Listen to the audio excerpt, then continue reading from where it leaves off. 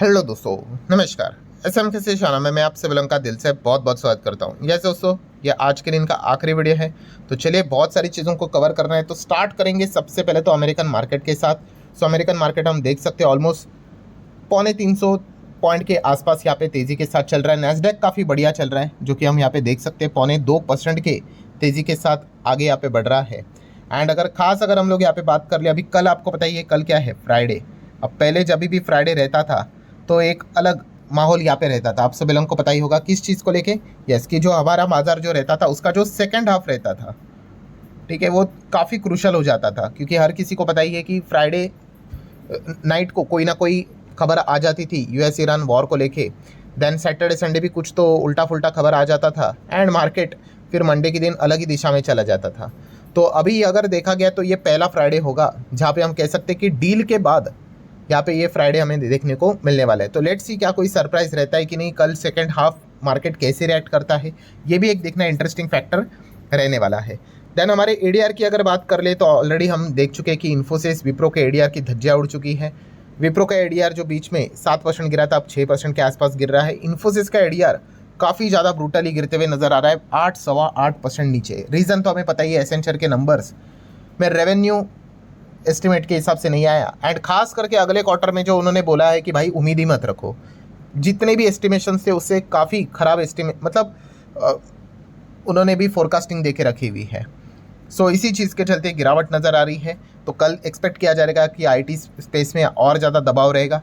HDFC bank आप देख सकते हो 1.5% ऊपर है, आईसीसी बैंक थोड़ा ऊपर है, डॉक्टर रेड्डीज भी चलो हरे रंग में नज़र आ रहा है। बट खास करके कल के दिन की अगर बात कर ले तो आईटी काउंटर ये गेम बिगाड़ सकता है, एंड इसी चीज़ के चलते गिफ्ट निफ्टी भी हम देख सकते हो 150 पॉइंट नीचे आते हुए देखने को मिला है। मतलब बियर वालों को कोई ना कोई कारण मिलता रहता है। वहाँ से ऑयल से रिलेटेड चीज़ें यहाँ पे रुक गई, ऑयल 70-75 रेंज पे आ गया, तो यहाँ पे आईटी वाला एक दूसरा फ्रंट यहाँ पे खुलते हुए देखने को मिल चुका है। बट मार्केट ऐसे ही चलता है, वी ऑलरेडी नो दैट, ठीक है।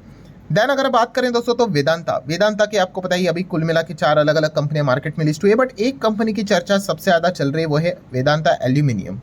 सो इसकी चर्चा ज़्यादा क्यों चल रही है, तो उसके पीछे का रीज़न है दोस्तों, यहाँ पे लगातार यहाँ पे बाय रिकमेंडेशंस यहाँ पे चल रहे हैं। 2 बाय रिकमेंडेशंस यहाँ पे मिल गए वेदांता एल्यूमिनियम को लेकर, ठीक है। तो इसलिए ज़्यादा चर्चा है, मतलब क्या है कि जिससे रिलेटेड भी बाइंग से रिलेटेड बातें यहाँ पे की जाती है, तो वो ज़्यादा चीज़ फोकस में यहाँ पे आ जाती है। कोटक की अगर हम लोग यहाँ पे बात कर लें, उन्होंने भी यहाँ पे बाइंग से रिलेटेड बातें यहाँ पे की है, ठीक है। अभी किसी ने बाय बोला सेल बोला, उसको ब्लाइंडली फॉलो नहीं करना होता है, अपना खुद का दिमाग लगाना होता है। बट फिर भी इसी चीज़ के चलते वेदांता एल्यूमिनियम ज़्यादा चर्चे में देखने को मिला है। देन बाटा की अगर बात कर ले, बाटा आप सभी लोगों को बताइए, बाटा इंडिया 17% स्टॉक भाग गया। यूजुअली ये स्टॉक इतना भागता नहीं है, तो अपडेट क्या है, मतलब तेज़ी के पीछे का रीज़न क्या है, तो तेज़ी के पीछे का रीज़न है कि नाइकी तो आपको पता ही है, हाँ, शू वाली कंपनी, तो उसके जो मतलब हम कह सकते हैं रिटेल हेड थे, उनका नाम क्या है, संजय राव।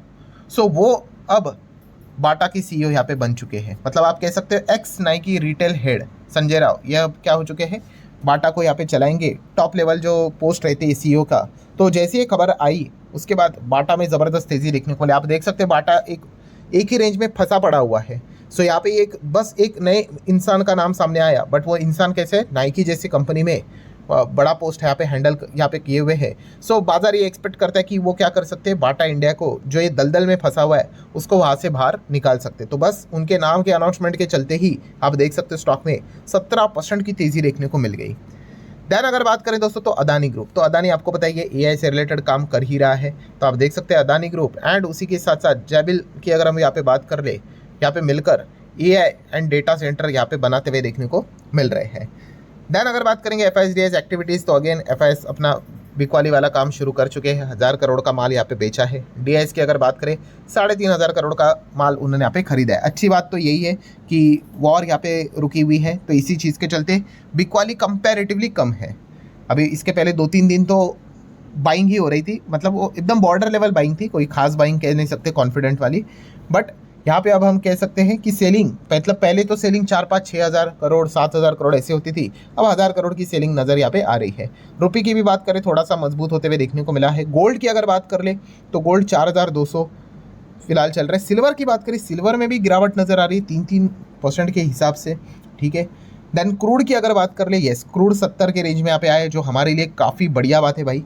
ठीक है, क्योंकि क्रूड का अगर 3 डिजिट में चलना ये हमारे लिए काफ़ी हालत यहाँ पे ख़राब करने वाली बात रहती है। हालांकि अभी भी सिचुएशन ख़राब ही है, क्योंकि इन चीज़ों को नॉर्मलाइज होने के लिए काफ़ी टाइम लगता है। देन अगर हम लोग यहाँ पे बात करें क्रिप्टो की, तो क्रिप्टो में भी आप देख सकते हैं बिटकॉइन अगेन यहाँ पे अच्छा चल रहा था, 3.5-3.25% नीचे। इथेरियम में भी 4-4.25% हमें गिरावट नज़र यहाँ पे आ रही है। सो अगर देखा गया मतलब कुछ तो पॉइंट यहाँ पे हुआ होगा, तो थोड़ा मैं रुक लेता हूँ। सो ठीक है दोस्तों, यहाँ पे चीज़ों को अगर हमने चेक किया तो ट्रम्प, यस दोस्तों, ट्रम्प की अगर बात कर ले तो अगेन ट्रम्प के ऊपर नीचे अलग अलग ट्वीट्स आते हुए देखने को मिल रहे हैं। देखिए उनका ट्रूथ सोशल की अगर बात कर ले तो पहले तो उन्होंने ये कहा कि ऑयल इज फ्लोइंग, ठीक है। देन ईरान की अगर बात करें तो उन्होंने यही कहा कि Iran can never have a nuclear weapon and दुनिया अगर देखा गया तो सेफ है। देन उन्होंने बताया गया कि स्टॉक मार्केट भी ज़बरदस्त भाग रहा है, जॉब मार्केट भी एकदम रिकॉर्ड लेवल पे है, ठीक है। सब कुछ प्राइस ड्रॉप हो रहा है, अफोर्डेबिलिटी यहाँ पे है, ठीक है। कंट्री हमारी काफ़ी यहाँ पे स्ट्रांग है, काफ़ी अच्छी तरीके से यहाँ पे चल रहे हैं। तो ये नॉर्मल ट्वीट चल रहा था। दैन दोस्तों अभी अभी की अगर हम यहाँ पे बात कर ले तो दोस्तों ट्रंप ने एक और ट्वीट यहाँ पे किया, या फिर आप पोस्ट भी कह सकते हो, जहाँ पे ट्रंप ने देखो क्या कहा है। आपको याद होगा उन्होंने एमओयू साइन किया, वहाँ पे 14 कंडीशन है। उसमें एक कंडीशन कौन सा है कि ईरान को $300 बिलियन देने हैं। सो फिलहाल ट्रंप ने एक बात लिखी है दोस्तों, ये मतलब ये रिपोर्ट की खबर नहीं है, ऑफिशियली ट्रंप ने अपने ट्रूथ सोशल के ऊपर लिखा है, there is a no $300 billion payment to Iran by US. Yes, Trump ने ये बात कही है कि ये जो भी बातें बताई जा रही है कि $300 बिलियन ईरान को पे करेंगे, ये फेक न्यूज़ है। ऐसा कुछ भी नहीं है, हम यहाँ पे नहीं करने वाले हैं। जो भी कुछ हुआ है वो अमेरिका के ही फेवर में हुआ है, अमेरिका का ही सक्सेस ज़बरदस्त तरीके से चल रहा है। ऑयल के प्राइजेस भी अब नीचे यहाँ पे आ रहे हैं और हमारी जीत यहाँ पे हो रही है।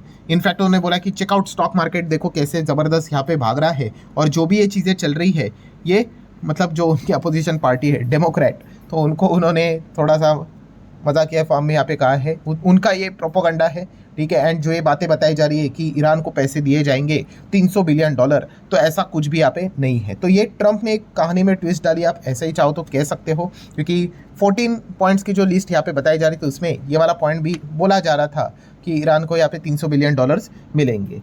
अब देख लेते हैं इसको लेकर क्या कोई खबर निकल कर आती है कि नहीं। अगेन कहना चाहूँगा दोस्तों, जैसे मैंने आपको बताया कि वॉर अभी भी कोई ख़त्म नहीं हुई है, ठीक है। अभी भी 60 दिन तक देखा चला जाएगा कि कौन कौन टर्म्स एंड कंडीशन को कैसे फॉलो करता है भी या नहीं। उसके बाद अगर फाइनल डील अगर साइन हुई तो हम कह सकते हैं कि चलो ऑफिशियली वॉर यहाँ पे रुक चुकी है। तब तक अगर देखा गया तो इस प्रकार की चीज़ें हम लोग को देखने को और सुनने को बार बार यहाँ पे मिलने वाली है। तो लेट्स सी इस चीज़ को लेकर ईरान का क्या मतलब कोई इसके ऊपर कमेंट आता है कि नहीं, वो देखने वाली बात है। अभी तक तो ईरान ने कोई कमेंट यहाँ पे नहीं किया है। देन टाटा मोटर्स की अगर बात कर ले तो टाटा मोटर कमर्शियल व्हीकल की मैं बात करना चाहूँगा, पैसेंजर नहीं। पैसेंजर में तो कल ही देख लिया JLR के चलते क्या भूकंप आया। सो कमर्शियल व्हीकल की बात कर ले दोस्तों, तो अगेन जुलाई मंथ में टाटा मोटर कमर्शियल व्हीकल अपने प्राइस बढ़ाने जा रहे हैं। मतलब हम कह सकते हैं इसी फिनेंशियल ईयर में सेकेंड टाइम ये हो चुका है, और कितना, अप टू 2.5%। सो लगातार यहाँ पे प्राइजेस बढ़ रहे हैं और वो बढ़ेंगे ही भाई। जंग के चलते जो बेसिकली रॉ मटेरियल है वही बढ़ते हुए देखने को मिल चुका है। तो कंपनी थोड़ी ना अपने ऊपर बर्डन लेगी, वो तो उसको पास ऑन करेगी ही करेगी। देन FSSAI की अगर बात कर ले, फूड का रेगुलेटर है, आप सभी लोगों को पता ही है। तो खास करके रेस्टोरेंट वाली कंपनियां, खाने पीने की जितनी भी चीज़ें दोस्तों, उनके ऊपर आप ध्यान रख सकते हो। FSSAI काफ़ी ज़्यादा अब स्ट्रिक्ट होते हुए देखने को यहाँ पे मिल रहा है। अलग अलग नियम कानून कायदे इम्प्लीमेंटेशन भी बहुत स्ट्रिक्ट लेवल पे यहाँ पे हो रहा है। तो ज़रूर रेस्टोरेंट वाली कंपनी आप अपने रडार के पर स्टडी पर्पस के लिए रख सकते हो। देन आपको बताइए सबसे बड़ा इवेंट अभी का जो होने वाला है वो NSE का IPO रहेगा। एंड NSE के IPO की अगर बात कर ले तो एक चीज़ सबसे ज़्यादा फोकस में आ रही है, वो है SBI।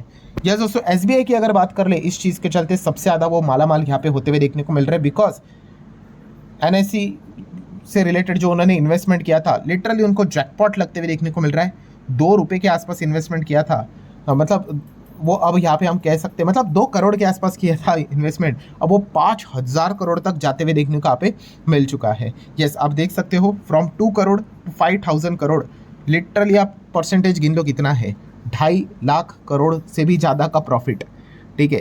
तो इस चीज़ का सबसे ज़्यादा फ़ायदा तो भाई SBI ही उठाएगा। और one of the most important point, ये मैं आपको क्यों बता रहा हूँ, क्योंकि अभी SBI एग्जिट लेगा तो इसको याद रखना भाई कि आने वाले जो क्वार्टर के नंबर्स रहेंगे उसमें SBI के नंबर्स में ये 5,000 करोड़ अलग से दिखेंगे, ठीक है। मतलब जितना भी फिगर जो रहेगा वो, ठीक है, तो वो ज़्यादा बढ़ चढ़ कर नंबर दिखेंगे, तो ये नंबर्स पढ़ते वक्त याद रहना चाहिए, ठीक है। वरना हम डायरेक्टली भागने लग जाते हैं, अरे नंबर एकदम धूम धड़ाकेदार, तो ऐसा नहीं, ये थोड़ा सा एक्सेप्शनल एक्टिविटी आप कह सकते हो। कि जिस चीज़ के चलते इनके प्रॉफिट जो रहेंगे वो हमें बढ़ते हुए देखने को मिलेंगे। तो इस चीज़ को नोट कर लेना अभी से, ताकि बाद में आप ना भूल सको। सो ठीक है दोस्तों, वीडियो क्लोज करने से पहले एक बार देख लेते हैं क्या चल रहा है अमेरिकन मार्केट में। तो 250 पौने 300 पॉइंट की तेज़ी थी, वो थोड़ी सी नीचे यहाँ पे आई गई। आप कह सकते हो कि ट्रम्प के चलते थोड़ा बहुत फर्क यहाँ पे पड़ ही जाता है एनीवेज। एंड गिफ्ट निफ्टी की अगर बात कर रहे हैं तो गिफ्ट निफ्टी 150 पॉइंट से ज़्यादा नीचे है। अच्छी बात तो यही पकड़ कर चल सकते कि 24 का लेवल अभी भी पकड़ कर बैठा हुआ है। सो ठीक है दोस्तों, कल का दिन काफ़ी इंटरेस्टिंग रहेगा। सबसे पहले तो गुड मॉर्निंग कैसा होता है, गुड मॉर्निंग होता है या फिर बैड मॉर्निंग होता है, बिकॉज आईटी स्पेस में ऑलरेडी तो भूकंप हम लोग को क्लियर कट देखने को मिल चुका है, उसका इम्पैक्ट कल देखने को मिलेगा। प्लस कल अगर देखा गया तो जियो के आईपीओ को लेकर कोई खबर है कि नहीं, वो देखने वाली बात है। रिलायंस का एजीएम है, हम सभी लोगों को पता है। एंड प्लस ऊपर से फ्राइडे है ही, इवन दो वो सारी चीज़ें खत्म हो चुकी है, बट स्टिल एक आध बार चीज़ों को चेक कर ही लेंगे कि क्या कुछ और कोई सरप्राइजिंग मूव वाली चीज़ें सामने आती है भी या नहीं। सो ठीक है दोस्तों, जितने इंपॉर्टेंट पॉइंट्स थे सारे कवर कर लिए। वीडियो हेल्पफुल लगा होगा, चाहो तो लाइक एंड शेयर कर सकते हो। मिलते हैं कल, तब तक के लिए बाय बाय।